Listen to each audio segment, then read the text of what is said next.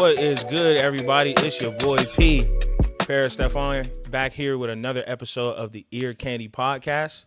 To my left, we got my brother, Krypto Devon. What up, what up? We are back for another episode. We thank y'all for tuning in for the last one. Nisha Baby was our last guest, and we had a good show with her. So we appreciate y'all tuning in. Yeah, that was a great show. Excellent episode. Excellent. And we definitely got more to talk about. So we'll be back for a part 2 with her. But we're just gonna do a quick check-in. What you been listening to lately, bro? Listening to lately. It's this track by Mick. Hold on. Let me get the name of it. By Mick Jenkins, Words I Should Have Said. Uh-huh. I done listened to that joint like 35 times. Dang. Bro. I think I heard it once and for it real? was fire. He got like, there's another artist on it. Her name is Emil? I think Emil is the producer, Okay. and Annie is the vocalist on Okay. there. She's like British or whatever. You know how I feel about British rappers. But her part is cool, but like I don't know, it's just something about the way he write, man, that I'm just enamored with. Like, I think he's one of the most slept on artists in the game right now for sure. But yeah, that been on heavy.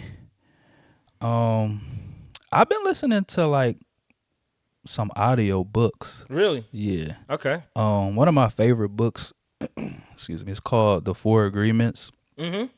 Like every year I try to read that at least once a year. But this time I listened to it in audiobook form. And that was we ghetto right now, my phone ringing. That was a good experience, like listening to it. And every time I read it, like it gives me, like I get something else from it. New. So Yeah. it was pretty dope. And then another one I've been listening to is the Tao Te Ching of Lao Tzu. It's about Taoism. But anyway, you wanted to hear about music. No, that's cool. I mean, hey, Yeah. it's audio, audio exposure. So, no, that's really dope. For sure. I know you've rapped about Lao Tzu before, so I know that's important to Yeah. you. If you into wisdom and just, some different concepts, I suggest reading that book. It's a good one. For sure. What about you, though? What you been listening to? A couple different things. I've Beastie actually Boys. check it. Nah, I've actually been tapped into a little bit more R&B recently. The month of August was, I think, a really good month for R&B. There were 2 albums specifically that dropped that I've been listening to. I've been going back to a lot. One is by this singer I just found out about named Isaiah Haran. I believe he's from California. Never heard of him. Very, very talented. To me, he sounds like Justin Bieber. Okay. He's black. He's African American. But he sounds like Justin Bieber. So the Black Biebs. Right, like Black Bieber. The album is called Concubania, and it's hard to describe, but it's basically just like it's an entire. It almost seems like an entire relationship cycle. It's like the honeymoon phase, the falling in love phase, the marriage, the breakup, the depression that comes after it, the addiction to, sex and drugs and just things that just try to take your mind off of, that heartbreak. Okay. It's like a whole cycle, like in order of like the ups and downs of a relationship. So that is a really super dope album. I've been listening to that like crazy. And the same month, this is back in August, the same month, another singer from California named Destin Conrad, he just dropped an album. I believe it's called Whimsy. Dude, he got a song called Bills, I think. Mm-hmm.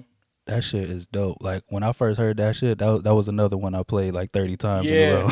Yeah, I don't know if I heard that one. I first heard of Destin Conrad from Alex Isley. Okay. Who is a female vocalist from California as well. She's fire too. She's my favorite singer, my favorite female singer. So I heard about him through her, and his album is super. Yeah, that's literally the only song I have from him. Really? Yeah. It's called Bills.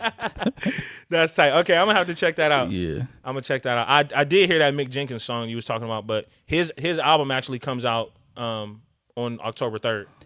So Well, actually, it came out already on Um, Even. Remember okay, we was yeah, talking about? yep, I Yeah, do. so he dropped it there first, and Okay, then he's gonna release it on all other streaming platforms on the 3rd, like you cool. said. Okay, Yeah, well that's dope. Yeah, that'll give me an opportunity to check the full album out because I I know have it's gonna not. be some fire on there. I know. Yeah, he been dropping heat all year for real. So yeah, I've been listening to that those R&B tracks. But the topics I wanted to touch base on today kind of stem from those albums that I've been listening to because I was having a conversation with my boy Malik. Shout out Malik, of course. I was having a conversation with him about Malik got the funniest meme of all time, by the way. what. That face he be making with the he put Oh, his where he looking? That is a funny ass meme, bro. This cat Malik is a walking meme, bro. Yeah, that Silly, shit just a is silly ass silly. dude. Silly ass dude. But we were talking about the skill of beat selection and like how artists, sound better on certain beats just because it's like fitting for them musically. So some of the names that we brought up in that conversation, I think people who are the most skilled when it comes to beat selection are people like West Side Gun. Rick Ross was another name that I brought up. Yeah, Ross back in them like teen thousand years, he had some hits, some Crazy heavy beats. Yeah. I used to love his beat selection. Actually, that's a great pick. Yep. It's like a combination of like real elegant upscale and like trap, like hard hit Yeah, drums. exactly. Like It's a great marriage of the two. absolutely. I think West Side Gun kind of fits that mold as well. Most of his beats are like sample based and like, soul samples, real drum heavy. With the producers that he works with, but he can also flow on. I call them boneless beats, where it's just a sample Yeah, and it's just like a no sample. drums at Yep. all.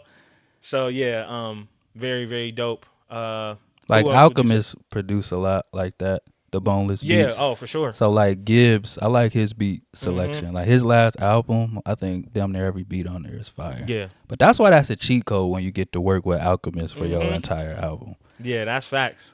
That's facts. He's very versatile, but he does have a distinct sound where it's like he took his time making this beat, and I think he's one of the best at it. What are some other artists you can think of? Like, When it come to beats, see, it's hard because like a lot of rappers like produce for themselves, so I don't really consider that like the same thing. I Like see what you're saying. like another person that came to mind would be like Tyler the Creator, but he makes all his own beats, so Right, that don't really count. right. Um, I like well, he not really a rapper, but like Anderson .Paak. oh like, yeah, yeah, I like everything he hop on. I'll be like, oh, this is fire. The Yeah. musicality is always there for me. absolutely. And he records with a live band very often, with his own band, the Free Nationals. But then he'll hop on like a song with Freddie Gibbs and Alchemist. He'll hop on a song with another big name artist. Oh, another person I've been listening to lately is one of Anderson .Paak's artists. Her name is Ray Khalil. Okay, Her music is incredible too. I ain't hip to her. She's super dope.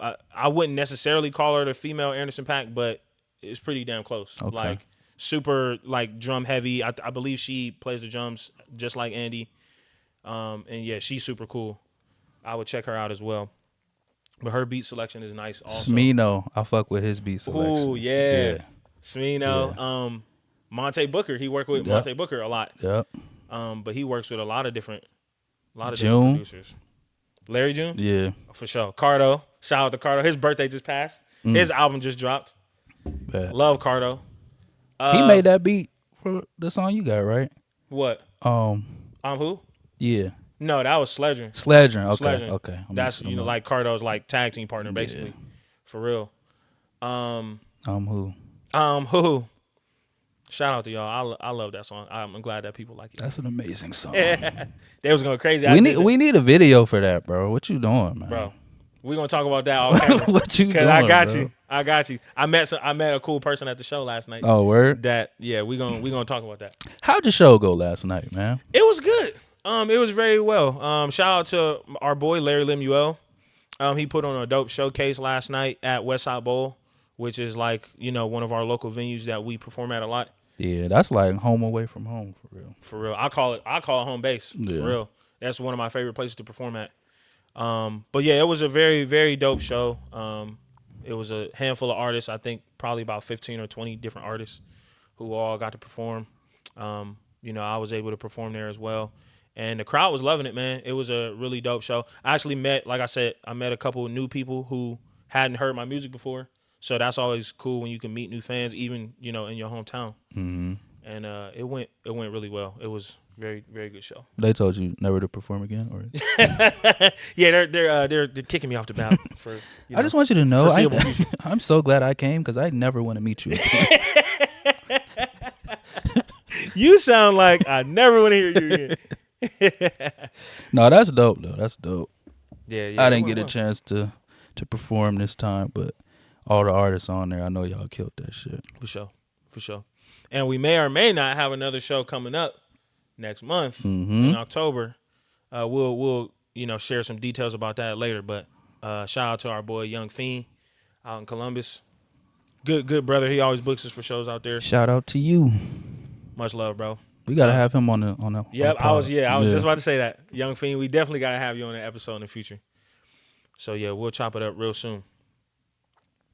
What's been going on the social medias lately? Social media. I have been seeing a lot of pushback to the new Spotify terms and conditions. Yeah. So if you haven't heard, recently they put out a new update, Spotify did. And in the terms and conditions, where most people don't ever read, basically, to summarize, they can use your music, your likeness, and everything else royalty free. They don't have to pay you for it. Dang. And they don't even have to give you credit for making the song if they use it. And they can use it to train their AI. It's just a lot of weird shit. Yeah. Where it's like, if you an artist, you probably don't like it. Yeah. So it was a lot of people upset. I don't know. I can't really say I'm surprised by it. I feel like a lot of these tech companies are moving in this direction. Yeah. So it's really time to just be about your business and build your fan base up to the point where you don't have to use these tech companies to distribute your music. Yeah. That's what it boils down to for me. What are your thoughts? Have you heard that story at all? Yeah, I heard a little bit about it. I watched that video that you sent me earlier just to kind of summarize what they were talking about. And the biggest thing that stands out to me is something that we touched base on in a previous episode, was just the use of AI and how that's kind of, taking over it's taking the human element out of making music. Yeah. So I really don't like the direction it's heading, but like you said, this is the perfect time to just be about your business, focus on what you can control. I mean, literally the alternative that they presented in the video was don't upload your music to Spotify. Like, I mean, I guess it's kind of, it makes sense, but there isn't too many other places that distribute music the way that Spotify does. Yeah, and that's why I say, like, that's cool if you already have the solidified fan base. But I feel like right now, like, speaking for myself, I'm still building my fan base, and I feel like it benefits me more still to have my music on these streaming platforms until I'm comfortable with where my fan base sits. Like, I'm talking about solid fans that's gonna support, they're gonna buy your merch, anything you put out, they're gonna come to every show. You know what I mean? Those type of fans. When you get enough of those, then I feel like, okay, you can pull it from streaming, because then you can put it on something like even where you can set your price, and it's not a penny for a track. You can set it for, you know what I mean, whatever you want. I think Mix recent release, he did his for $20, and he got a lot of fans that's spending that $20 to listen to his album. It's like 11 songs on there. So, you broke, niggas will probably be like, "Oh, that's too much." But when you really support art, man, and you Right. fuck with the artist, like that 20 ain't shit. Like you Absolutely. was gonna spend that at Burger King. Exactly. Like, come Yep. on now. Don't get me started on that. How much is the tickets? Oh, it's 15. No, it's too much. Nah. But I guess an immediate thought that comes to my mind is, do you think that physical media is ever gonna make a comeback? Like people going hand to hand selling CDs, selling vinyls, stuff I mean, like that. anything is possible. I think it's still good to incorporate some physicals in what you do, because you never know what could happen. Like, Right. all this shit, the AI might take over and shut everything down. Shut it all down. I think about that all the time. So I would still say, keep some physicals on hand, because you never know what could happen. But as of right now, it doesn't seem like the arrow is pointed in that direction. Got you. To say the least. Got you. Yeah, it's an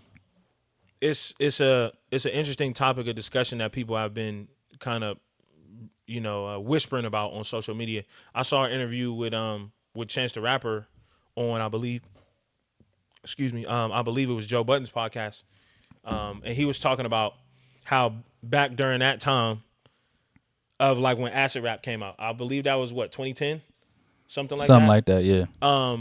He would go into label meetings and would explain to them like the benefits of streaming. Like at the time, streaming wasn't nearly as popular as it is now. Right. And the labels was like, nah, like we're not gonna give you money to put your stuff online. Like that's crazy. Mm-hmm. But like him pioneering streaming. 2012. Yeah. Okay. So just that time period. I mean, that's when Dat Piff was really starting to pop. Like the mixtape websites was like really, really hitting. And like I say, he would go into these big label meetings and they would be like streaming, like we're not gonna pay you based off of you getting 1 million downloads online. Like that's crazy. And nowadays, then they figured out how to rig it. Yeah. Mm-hmm. Yeah, that's like the norm now. So like it's just crazy how time kind of shifts things in the music industry. But Spotify is trash, bro. Like they're like one of the lowest paying streaming platforms. Like, yeah, it's always been like that. Yeah. So I don't blame you if you take your shit off Spotify. Yeah, you just gotta find a new route. I got a question though, bro. Okay. So kind of a scenario. So let's say, at your show last night, somebody come up and they like, "Oh man, I love your music. I love your sound. And I think me and you should work. We should do an album together." And you've heard this individual. Yeah. You've heard them rap. You're familiar with what they do and their abilities. And you're not too fond of them as an artist. How do you maneuver that situation? Do you give them a no? If so, what is your no like? Is it hardcore rejection? Is it nice? See, should you be nice? Should you care about being nice? Like that's a very interesting question. My personality is like I have a hard time saying no, and I also don't want to like discourage another artist who's making music and dedicated to their craft scene. But what if their music discourages you?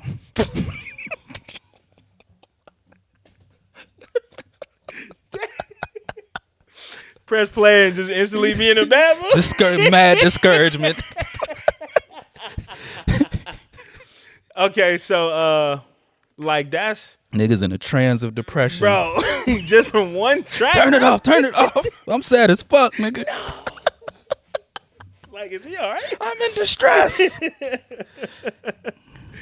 Bro, that's crazy. If you make music like that, I don't want to work with you. I wish we could tell that story about. Oh, okay, but I ain't gonna say. Bro, we got so many stories that we can't say on camera, bro. That's y'all crazy. better be lucky Paris is such a nice guy. I would, man. Let it fly, bro. Yeah.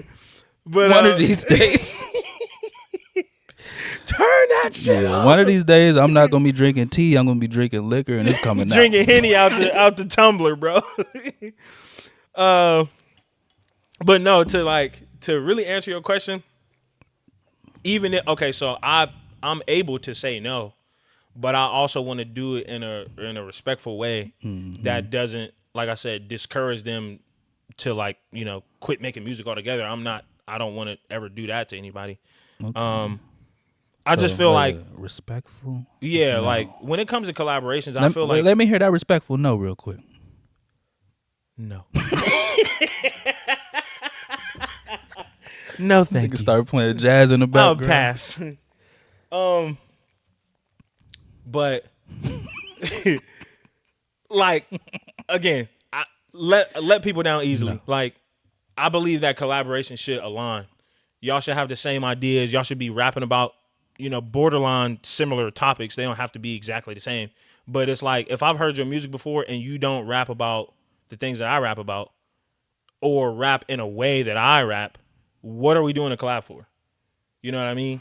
I mean, I can understand a collaborative Yeah. song, but a Like- whole project. for me, oh yeah, a whole project is crazy. Yeah. But for me, like, it ain't even about them rapping the way I rap. Like, it's a lot of artists where like they don't rap like me, but I'm still a fan of their music and the way they do their art. Yeah. Where I could see myself collabing because we're so different. Okay. You know what I mean? But I know they're dope.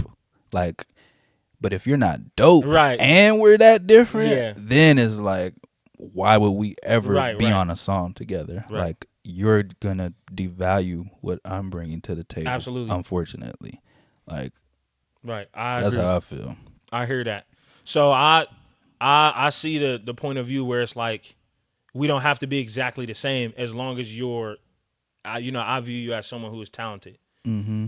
Um, And a lot of times, not to cut you off, Yeah. but a lot of times, like, it's not that the person isn't dope or can't be dope, but they're at a different spot Yeah. in their journey as an artist, and their level of development is maybe somewhere different or Right. adverse to where you are. that's a good point. And so it's like, keep trying, kid, and one day, yeah, we could collab one day, Right. But today is not that Yeah, day. not today. And like I said, like there is a nice, respectful way to say that.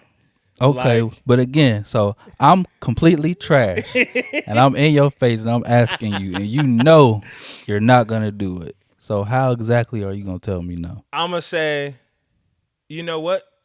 We could revisit that in the future. Okay. We could revisit that in the future. Not right now. I would. Oh, so you trying to say I'm trash? No, it's nothing like that. No. Just like Revisit in the future. yeah, just like we could revisit that in the future. I'm not interested in collabing at this particular time. I'm not. I'm not gonna say never. But I just feel like right now we're not aligned, and like that's something we could possibly talk about in the future. Timing is everything. Yeah. Rhyming is everything. Absolutely. So yeah, that's how I would put that. I've only been in that situation a handful of times, maybe like I'd say less than 5. So Like, lucky you. maybe I'm not the maybe I'm not the person to ask that exact question to. Lucky you. I done been in that predicament more times than not. Like songs, people have asked me to do songs with them, and I didn't really want to do songs with them. But I'm talking about whole projects. Oh, whole project. People have saying okay. like, yeah, whole project. we should is- do a whole project together. And I'm like, I don't even want to do one song with you. You're like, respectfully, like I don't. So yeah, Yeah, it definitely has happened before. definitely. Yeah, that's an interesting question. Yeah, it was just on my mind because I done been in that situation, and I'm like, do I even like? Am I being too nice that I just start telling niggas like, no, I Like, don't like no, your bro. music. Like, I And think I- you cool, but I don't like your Yeah. music, so I don't want to make music Yeah. with you. I probably could be a little more straightforward in that aspect. It's like, I've heard your music, I don't like it. Like, and that's not a slight to them as an artist. Maybe somebody else. But that's Loves gonna it. sting as an artist. yeah, It's gonna sting. yeah, I know. But it should be motivational. Right. Like, don't take it personal. Somebody don't. I mean, I don't know. Right. Yeah, we've Read the room too. Like, don't shoot too high sometimes. I know they say be all you can be, but sometimes you can't be that. Like, Be you less can't, than you all not, you can yeah, you can't rap with me. Like, just relax. Right. You started rapping yesterday. You're not ready for this. Hey, we should do a whole album together. What makes you think that? We both like J. Cole. No, bro. Yeah, that we ain't- both like music. Like, no, bro. No. Yeah. It's levels. It's levels. Respectfully. Respectfully. It's levels. I remember somebody asked me to make a song. I just looked at him. I swear to God, I just looked at him like. Didn't say no words. Didn't say nothing. I just looked at him until somebody else started talking. Then I adjusted my attention. Act like that shit ain't even happened. It was that disrespectful of a question. Like, you can't possibly be serious. I was just right like, bro, you got, damn, like, you bold. Like, I don't know. Man, I don't want to sound like cocky or anything. now. Yeah, but like, yeah, I get it though. I don't know. It's I don't know. It's a hierarchy. It's levels to this. I Like, agree. We both done put in a lot of work to be the artist that we are. Absolutely. Man. So don't just think you just about to get a feature just off Knowing me, telling or me you seeing like me. my music. Like, cool, Yeah. bro. Join the crowd. Like, you think I'm about to make a song with all these motherfuckers Straight because up. they like my shit? Yeah. If I made a song with everybody that liked my music, like, Yeah. I would never make my own music. Like, so respectfully. How long have you been rapping? Rapping? Yeah. Like, I'm talking about in totality. Like Rapping, taking it serious or just period? just rapping, period. Like, before you was an artist, before you was, like, how long did you, like, there was a time when you was a rapper before you put a song out. Yeah. Shit, 13 years, 15 years. That sound about right.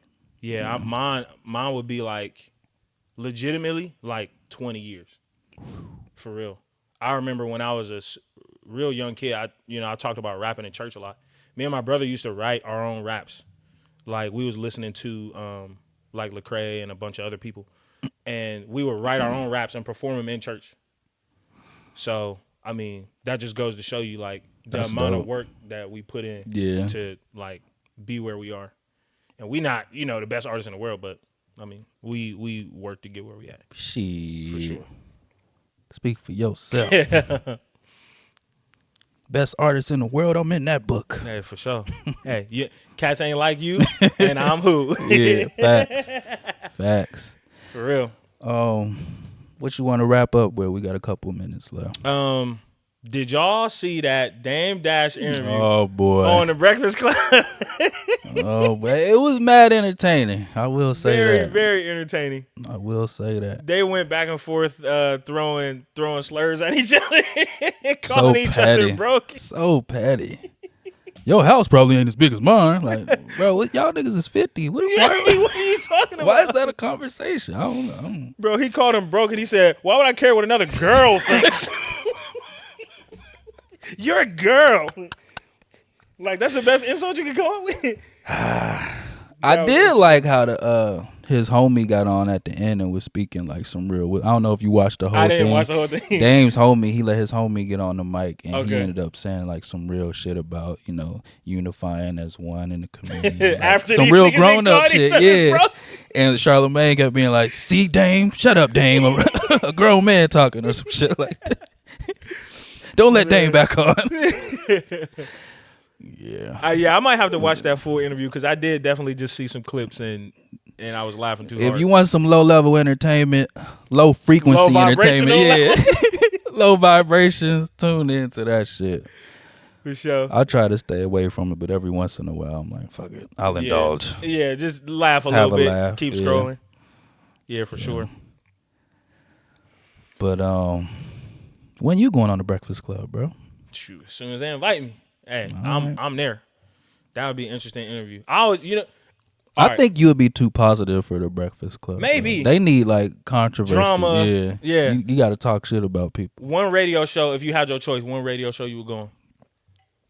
Loud 102.3 with B Willie. Shout out to B Willie. My nigga. Much love, bro. I ride with who ride with me. That's fire. That's fire. I'm saying fuck B Willie.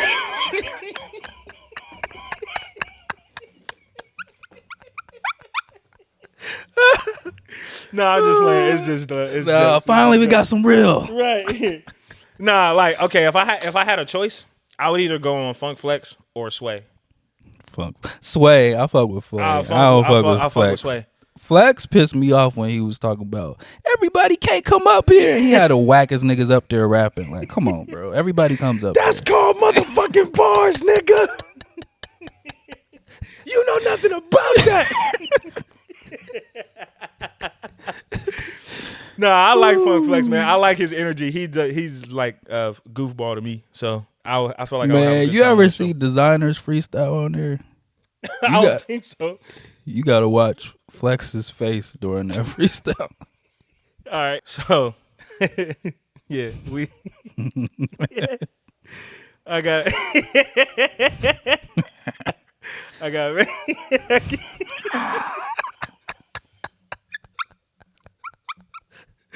Okay, hey. The designer. Don't touch this my shit. Just imagine this nigga's face. Everybody can't come up here. Yo, is that the one where he was like, yeah, that nigga said, don't touch this my shit. Don't touch this my shit. Bro, he was saying it with so much conviction, like it was hard. Flex was looking at that nigga like. And when he finished, he said, everybody can't come up here. Like, Flex, don't use that line again, bro. All right, I gotta make sure I tune into that. I gotta watch that. Oh, man. Oh. For sure. Yeah, so please don't go on that show doing that, yeah, bro. Nah, never. I would never. I would come correct on Flex's show. Pause. Whoa. Hey, yo. Hey, yo. Funk Flex would be like, what made you go with that verse?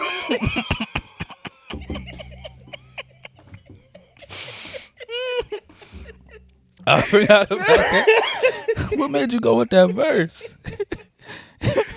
Oh, man. Hey, but I think that's going to wrap up this episode of the Ear Candy Podcast, man. We thank y'all for tuning in. Be sure to like, share, subscribe, all that good stuff. And tune in for the next episode. We'll see y'all real soon. My name is Stephan. And I'm Krypto Divine. And we will holler at y'all later. Peace and love. Peace and love. Bro, I'm crying.